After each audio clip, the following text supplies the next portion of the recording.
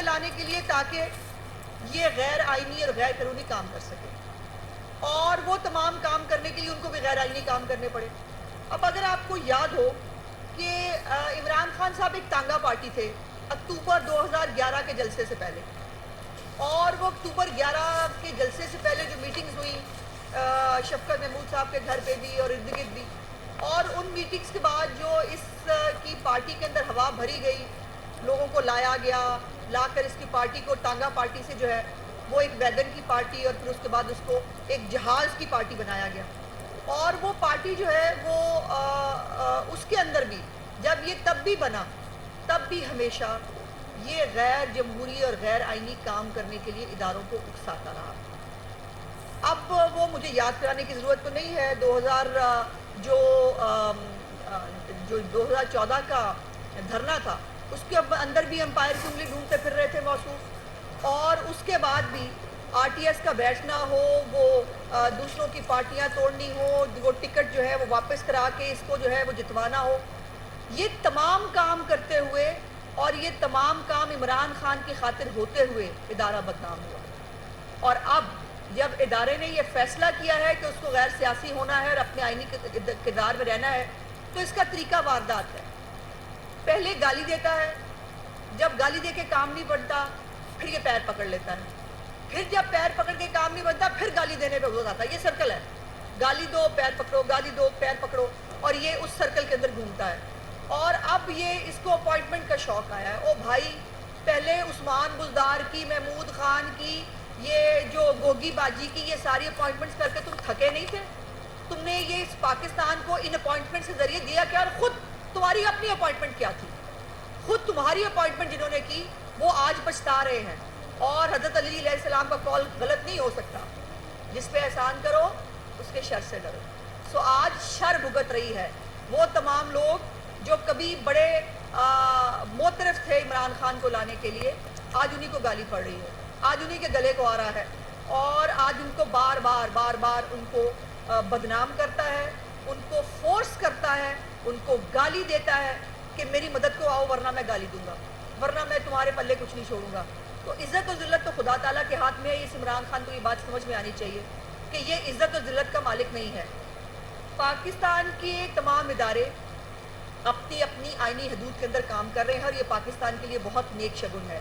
پاکستان کو اس کی ضرورت بہت عرصے سے تھی، اور اگر دیر آئے درست ہو گئے ہیں تو عمران خان کی وجہ سے دوبارہ کوئی غیر آئینی قدم جو ہے وہ نہ کوئی ادارہ اٹھائے گا، اور نہ کسی کو ادارے کو اٹھانے کی ضرورت ہے اس جیسے شخص کے لیے جس نے اپنے دور حکومت میں صرف جو ہے وہ گھڑیاں بیچ کے کھائیں، جس نے زمینیں بیچ کے کھائیں، جس نے فرا گوگی فرنٹ مین رکھی ہوئی تھی، جن کی پنکی پیرنی ہیرے وصول کر رہی تھی۔ تو یہ تمام کارنامے جس شخص نے سر انجام دیے، اس کے بعد اس کو مزید اس ملک پہ مسلط رکھنے کی کوئی ضرورت نہیں ہے۔ اور پھر یہ بار بار جو مجھے یہ سمجھ نہیں آتی، ایک طرف کہتا ہے میں بہت مقبول لیڈر ہوں، میرے سے بڑا مقبول لیڈر پاکستان کی ہسٹری میں کوئی نہیں آیا۔ تو بھائی اپنے پیروں پہ کھڑے ہونا، عوام کی طاقت پہ جو لوگ بلیو کرتے ہیں، جو جمہوری لیڈر ہوتے ہیں، جو آئینی طور پر پاکستان کے آئین کو تسلیم کرتے ہیں، وہ عوام کی طاقت پہ یقین رکھتے ہیں، وہ منتیں ترلے نہیں کرتے، وہ جو ہے وہ جا کر چھپ کے نہ امریکیوں سے اور نہ کسی اور سے میٹنگز نہیں کرتے، وہ عوام کی طاقت پہ پھر یقین رکھتے ہیں۔ اگر تم اتنے مقبول لیڈر ہو، اگر پاکستان کی قوم تمہارے ساتھ کھڑی ہے، تو پھر ترلے کس چیز کے کر رہے ہو؟ دھمکیاں کس چیز کی دے رہے ہو؟ گالی کس چیز کے لیے دے رہے ہو؟ پھر ان گالیوں کی ضرورت کیا ہے؟ پھر عوام کی طاقت پہ بھروسہ کرو، اور جنرل الیکشن آئے گا تمہیں پتہ چل جائے گا۔ پھر جنرل الیکشن میں 272 سیٹوں پہ کھڑے ہونا، پھر تمہیں بتائیں گے آٹے اور دال کا بھاؤ کیا ہوتا ہے۔ اور یہ ایک اور بھی آپ نے شوشہ سنا کل رات کو سے جو چل رہا تھا کہ جی کوئی بیہائنڈ دا سینز نام کی کوئی ڈاکیومنٹری آ رہی ہے، اور وہ بیہائنڈ دا سینز جو ہے وہ شریف فیملی کے بارے میں ہے، اور وہ نیٹ فلکس پہ پتہ نہیں کہاں آ رہی ہے، جس کو جو ہے ریفیوز رات کو ہی کر دیا تھا۔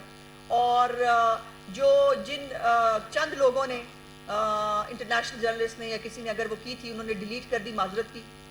ان بے شرموں کا اندازہ لگائیں کہ ان کے پیڈ جو اکاؤنٹس ہیں وہ سب آج بھی ان کے وہاں پر وہ موجود ہے۔ میں صرف عمران خان صاحب کو ایک بات کہنا چاہتی ہوں، عمران خان صاحب بیہائنڈ دا سینز کی بات آپ اور آپ کی پارٹی نہ کیا کریں، چونکہ بیہائنڈ دا سینز جو آپ کے کرتوت ہیں نا، جو آپ کا ماضی اور آپ کا حال ہے نا وہ اتنا گندا اور گھنونا ہے کہ نہ اس پہ بات ہو سکتی ہے، نہ وہ کسی سے کی جا سکتی ہے، نہ کسی کو دکھائی جا سکتی ہے. سو بیہائنڈ سینز کی بات کریں گے تو بیہائنڈ دا سینز آپ کا بہت گندا ہے. سو شیشے کے گھر میں بیٹھ کر پتھر مت مارے، ورنہ آپ کا ایسا ایسا بیہائنڈ دا سینز نکلے گا کہ آپ کو، اور آپ کو پتا ہے، مزے کی بات ہے، آپ کو نہیں پتا آپ کے بیہائنڈ دا سینز کیا ہے، آپ کو پتا ہے، آپ جانتے ہیں. سو مہربانی کریں بیہائنڈ دا سینز کی بات نہ کیا کریں، اس کے اوپر کے بعد ڈاکیومنٹری اور کتابوں کی بات بھی نہ کیا کریں، کیونکہ جو ڈاکیومنٹری اور جو کتابیں آپ کے بارے میں لکھی جا چکی ہیں. میرا پرابلم یہ ہے کہ میں خاتون ہوں اور مجھے ہماری تربیت یہ ہے ہمارے لیڈر کی کہ ہمیں بلو دا بیلٹ نہیں جانا، ادروائز، اور یہ بلو دا بیلٹ نہیں ہے، حقیقت ہے. ہم آپ کا پالا ان سیاسی مخالفین سے پڑا ہے جن کے اندر ظرف موجود ہے کہ بہت ساری باتیں جو سچ ہے، جو حقیقت ہے، جن کو جو آپ کا ماضی اور آپ کا حال ہے، ان کے اوپر جان کر بھی ہم بات نہیں کرتے. بیہائنڈ دا سینز کی ہم بات نہیں کرتے، ورنہ بیہائنڈ دا سینز جو ہے وہ بنی گالا میں کیا ہوتا ہے، بیہائنڈ دا سینز آپ کیا کرتے رہے ہیں، بیہائنڈ دا سینز آپ کا ماضی کیا تھا، یہ سب کو پتا ہے. سو اس لیے یہ بیہائنڈ دا سینز کی بات آئندہ میں آپ کے منہ سے اور آپ کی پارٹی کے منہ سے نہ سنوں، ورنہ بیہائنڈ دا سینز جو ہے وہ بات کرتے ہوئے بات بہت دور تلک چلی جائے گی.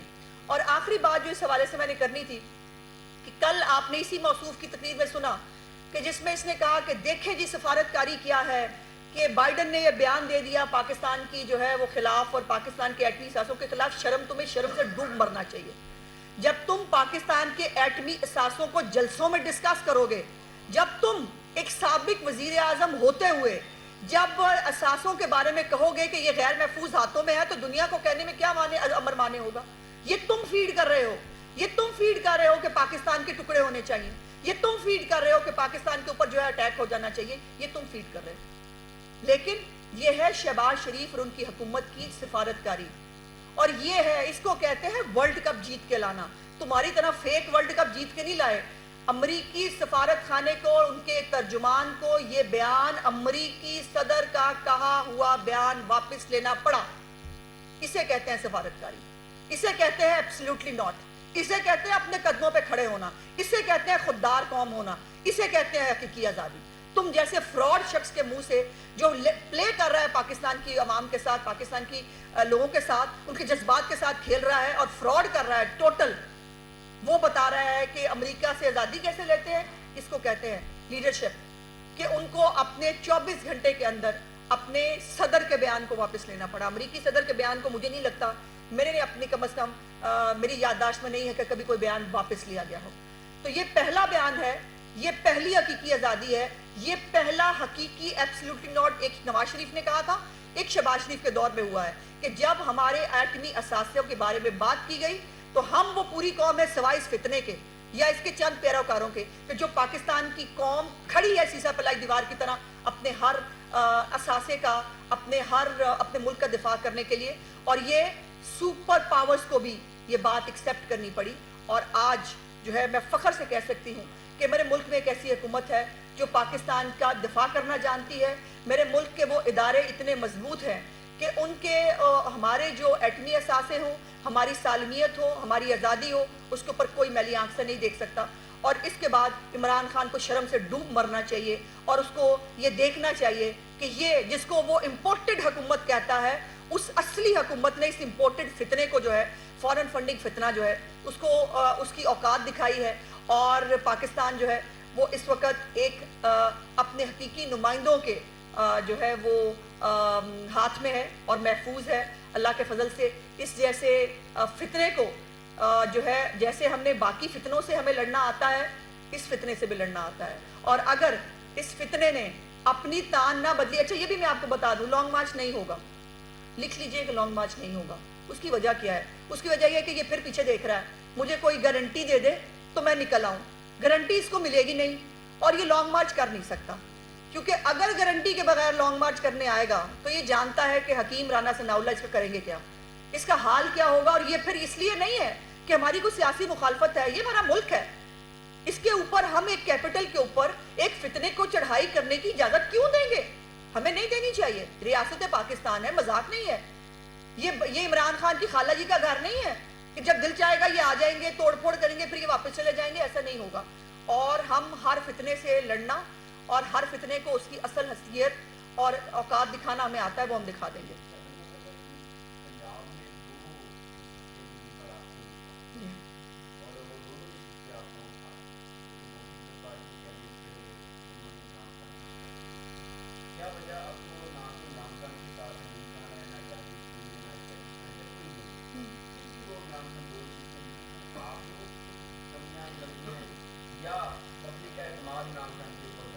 نہیں، میں نہیں سمجھتی، میں سمجھتی ہوں کہ وہ مقبول نہیں ہوا، ہم سے غلطیاں ہو رہی ہیں، اور غلطیاں نہیں ہیں، مجبوری ہے ہماری۔ دیکھیے آئی ایم ایف کے اس شوکت ترین کے ذرا نکال کے دیکھیے نا، انٹرویوز آپ کے پاس موجود ہوں گے، جس کے اندر اس نے کہا کہ وہ وعدہ کر کے آیا ہے کہ پیٹرولیم لیوی اس کو 50 روپے پہ لے کے جانی ہے، جس میں اس نے کہا کہ وہ وعدہ کر کے آیا ہے، وہ سائن کر کے آیا ہے پروگرام، جس کے اندر بجلی کے یونٹ اس کو 36 روپے پہ لے کے جانا ہے۔ یہ تو پاکستان کا بیڑا غرق کر کے سائٹ پہ ہو گیا۔ سو پاکستان کو، اور میں بار بار پاکستانی عوام کو بتانا چاہتی ہوں کہ ڈیفالٹ کرنے کا مطلب کیا ہوتا ہے۔ جو سری لنکا بنانے کی پاکستان کو دھمکیاں دیتا تھا، اس کا مطلب یہ ہے کہ پاکستان کے پاس پاکستان چلانے کے لیے پیسے نہ رہیں، اور جب پاکستان کے پاس پاکستان چلانے کے لیے پیسے نہ رہتے تو پھر پاکستان کی عوام کو 200 روپے بھی نہیں، پھر شاید 400-500 روپے لیٹر پیٹرول بھی شاید نہ مل پاتا۔ سو یہ فیصلے جو ہم نے پاکستان کو ڈیفالٹ سے بچانے کے لیے کیے، یقیناً وہ غیر مقبول فیصلے تھے، اور یہ بھی ایک فیکٹ ہے کہ حکومت میں ہونے کے نقصانات ہوتے ہیں۔ پاکستان کوئی امریکہ کی طرح کا یا کوئی ترقی یافتہ ملک نہیں ہے جہاں پر دودھ اور شہد کی نہریں بہہ رہی ہیں۔ آپ بجلی کے بل جو ہے اگر بڑھ رہے ہیں تو لوگ ریئیکٹ نہیں کریں گے، اگر پیٹرولیم کی پرائسز بڑھانی پڑ رہی ہیں حکومت کو تو اس کے اوپر عوام خوش ہوگی، ایسا نہیں ہے۔ اور ظاہر ہے یہ بھی آپ کو یاد ہونا چاہیے کہ جب عمران خان حکومت میں تھا تو وہ تمام تر ضمنی انتخابات ہار رہا تھا، تمام تر۔ ہم جو ہے ہم بھی ضمنی انتخابات اسی وجہ سے میں سمجھتی ہوں کہ ہار رہے ہیں، اور مجھے امید ہے، اور ہماری جو مجھے ابھی تک معلوم ہے میری پارٹی کے حوالے سے، لایا عمل یہ ہے کہ جو ہم نے فیصلے کرنے تھے پیٹرولیم پرائسز کے حوالے سے، بجلی کے حوالے سے، وہ ہو گئے۔ اب اس کے ریورسل کا ٹائم ہے انشاءاللہ تعالی، اور یہ ریورسل کر کے ہم جنرل الیکشن میں مجھے امید ہے کہ اپنے اسی جو ہمارا خدمت کو ووٹ دو اور ووٹ کو عزت دو کا نعرہ تھا، اس کے ساتھ واپس جائیں گے، اور عام آدمی جو ہے وہ ہماری کارکردگی سے جس طرح مطمئن ہوگا اس طرح کا رزلٹ ہمیں مل جائے گا۔ تو یقیناً یہ وہ اتنا مقبول نہیں ہوا، ہماری غلطیاں ہیں، ہمارے کچھ مسائل تھے جس کی وجہ سے یہ رزلٹ ہمیں دیکھنے کو ملا۔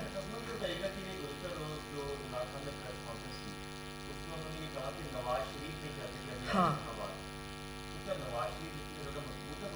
بہت شکریہ یہ یاد کرانے کے لیے پاکستان کی قوم کو بھی اور مجھے بھی۔ وہ جو چلا تھا نواز شریف کی سیاست ختم کرنے، جس کو بہت شوق تھا کہ نواز شریف، آپ کو یاد ہے ان کے سارے لوگ کہتے تھے نواز شریف کا صفحہ ختم ہو گیا، نواز شریف کا نام ختم ہو گیا، اس کی سیاست ختم ہو گئی۔ آج بھی پوری سیاست کا محور نواز شریف صاحب ہیں، اور نواز شریف صاحب کے کہنے پر ہی پاکستان کے فیصلے ہوں گے، کسی کو اچھے لگے کسی کو نہ اچھے لگے۔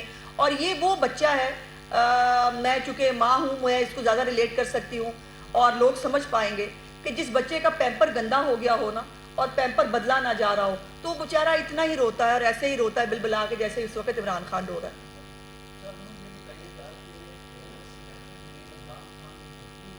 جی